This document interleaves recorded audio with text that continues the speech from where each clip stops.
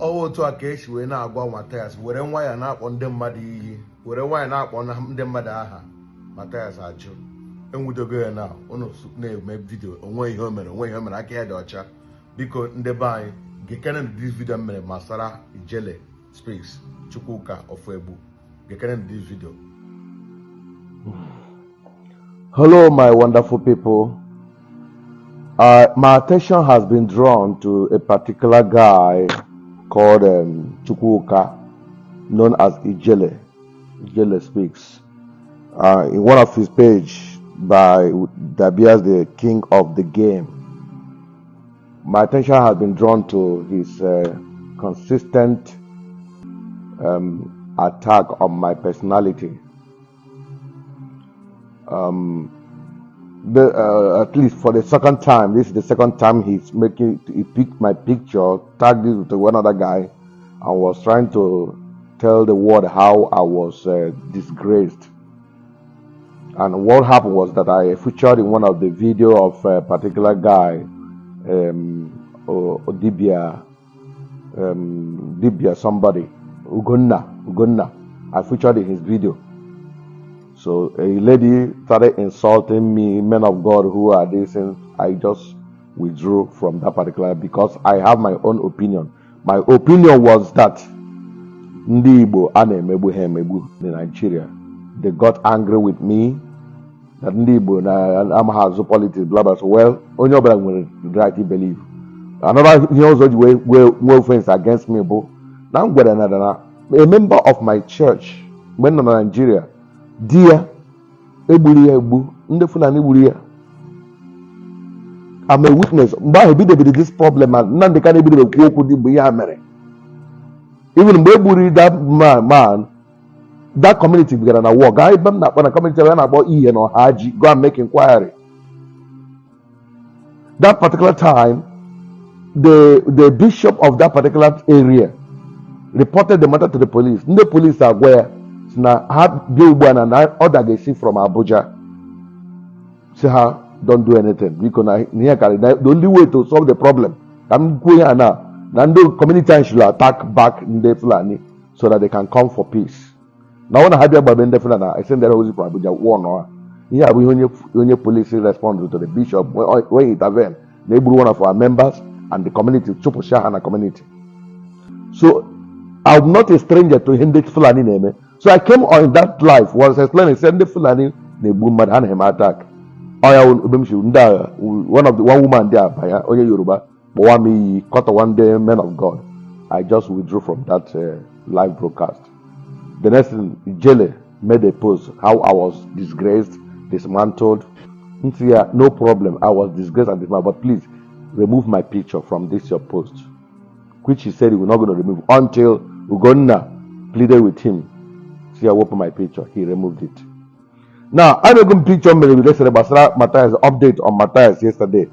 So he quickly grabbed this particular, went live with this picture, calling me all sort of names. Now, come on, people now come here. I first used one of my accounts, requested to be live in that broadcast. He didn't accept me. You need to see vulgar languages. Vulgar languages.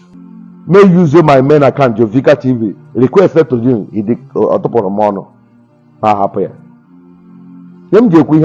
dear brother. I don't think I have offended you, Chukwuka, in any way. In fact, I have spoken for your favor in few times I have made my video. Today that now some the IPOB know me because of how I stood by you when you were being repatriated from Turkey. The fact that that they will get to watch with a tuba warmer, and that is what happened. Say, how should I go warmer? Before they hate him, Ubuana, Onya Kuroku to his favor with Onya Chum. Chukwuka, because John the Nachogi. Away him Melody. Tomorrow now. If we have video there now, where go through more, no mega arrest. I'm new with a connection. You get on the government now. You want the power so much. But any day now where the video now, maybe send the police came arrest based on character defamation of character. As in the church, as in the Kabila. So man, Yogi, I'm still begging. Ikamike, you will go carry him, you will connection carry him. Just leave me alone. Have Maka one name because have Maka. For now, how come now you are because say Ikamike. Madam will come back and push mother to war. Oh, you have no one call them. So Biko, Edim Buda na yo Chukuka Ijele worldwide. Leave me alone. Not Ijele worldwide, so Ijele speech. Biko, half marker. I'll make coward, I'll failure, I'll move Yobala from there. I'll equal amount yamu. But please, Muslim video on me. I beg you. For now, I'm begging. Muslim video on me. When him menegi. Eri him jiggy, eri him ede. E one them, e one you we them, e one you must stay them. Let's leave. Can happy even an app now run on why that because when him joy got married. I'm a Christian, I remain a Christian. You know, leave me alone. I've never called you bad name. I've never done any video against you. So leave me alone. Even video I wanted to call it Jegesi Obahuru. Now I won't do. I'm not even right for whatever video I'm not to do unshame. I go soon that saga. I'm not part of it. But just leave me alone. It's when the guy leave, you want to continue. Right on.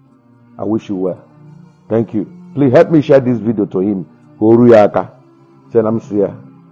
My response to video name. Not for me, not come on. Though he should leave me alone. No one him marry. Udo share the Nibo.